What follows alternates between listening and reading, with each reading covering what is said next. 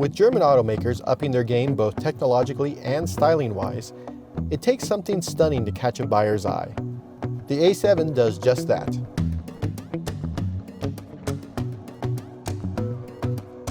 The 2019 Audi A7, starting at $68,000, has all the usual trappings of a German luxury vehicle. It has styling that looks like it's ready to slice through the wind. It has the latest and greatest technology from the automaker, but it is missing one little feature that its German rivals have, and that's a voice assistant with a wake word. Audi went to great lengths to redesign its infotainment system, MMI. The in-dash computer is quicker, it's easier to navigate, it's just better all around. But the automotive world moves much quicker than it used to, and what should have been a huge triumph does have one little issue, and that's the lack of an in-car voice assistant like you would find in your house, like a Siri or Alexa. Now, BMW has one and Mercedes has one, so it's kind of sad that we don't have a chance to say, "Hey Audi."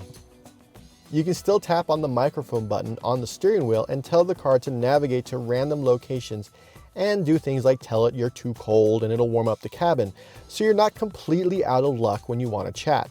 But just because there's no Siri or Alexa type integration doesn't mean the automaker skimped on the rest of MMI.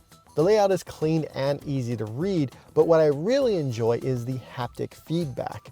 Now, when you tap on something, you get this satisfying little bit of motion from behind the glass. Now, it does require you to tap the glass slightly harder than you would on a regular touchscreen, but you get this satisfying feeling knowing that you've done something. Now, in other cars, I've tapped the touchscreen thinking I've done something, only to realize later nothing actually happened.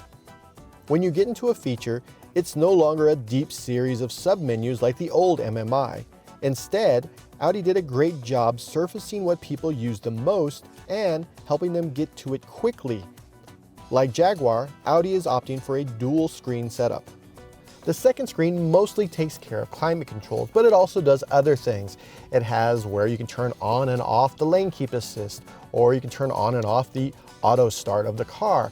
But more importantly, it acts as an input device when you're doing things like navigation. So instead of having to hunt and peck on a keyboard on the screen, which is never a good idea while you're driving, you can actually draw out letters. So you can draw out an address, you can draw out the name of a restaurant or a shop you're going to. It actually worked really well with my chicken scratch, and what I really like is that I'm able to rest my wrist here on the shifter and do it. So my hand isn't bouncing up and down while I'm driving and writing out whatever taco place I want to go to. TACO. In addition to a crisp display, Audi's dash cluster is a bright and clear digital affair. It's easy to adjust via on-wheel controls, and the ability to quickly take over nearly the entire layout with a map is great when you're lost. While you're tapping away on screens, the rest of the vehicle envelops you in a sort of plush luxury. The seats, they're comfortable, they're ergonomic, and if you happen to get the massage feature and you turn it on, I could drive this car for hours, for hundreds of miles, no problem. And I could do that with all my friends. Well, some of my friends. The car will sit 4 adults comfortably without compromising too much on legroom. And those 4 folks will be able to bring their luggage with, because this car has a huge trunk underneath that gigantic hatchback. I mean, look at the size of this thing. It's larger than my first car. And there's enough room in here for your luggage and then some. On that extended road trip, you'll be happy to know that the turbocharged 3-liter V6 engine has 335 horsepower and 369 foot-pounds of torque. It'll do 0 to 60 in 5.2 seconds, more than enough to appease your desire to punch it on the on-ramp, and you'll have 0 issues overtaking other vehicles. But when you're in here, it's all quiet and dignified. The power is there when you need it, and the vehicle does smooth out the road far better than, let's say, a more aggressive car like a BMW. The German sedan will handle its own in the mountains. It's just not really made to go full sports car when you're driving around. The A7 is a delight to drive. Everything about it makes road trips more comfortable. It's quiet, smooth, and a bit nerdy. If you're looking for a grumbling beast when you push on the accelerator, look elsewhere.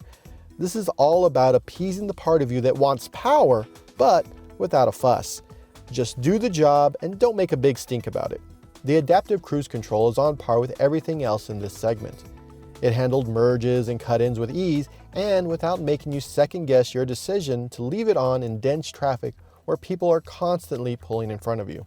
Now the lane keep assist does seem better than the first time I drove this car. I don't know if it was a difference in the roadway between there and here, or if Audi's tweaked the system, but whatever the reason, any improvement is good. But as I've said before, I'm not really a fan of where Audi stores its ADAS controls. They're actually on this tiny little stalk down here in the left-hand corner, and it takes a little while to get used to. But even with its lack of a wake word and weird placement of cruise control settings, the Audi A7 is a spectacular sedan. It's wonderful to drive, it's comfortable, it's luxurious, and it has enough room for your friends and their stuff for a weekend trip to the spa.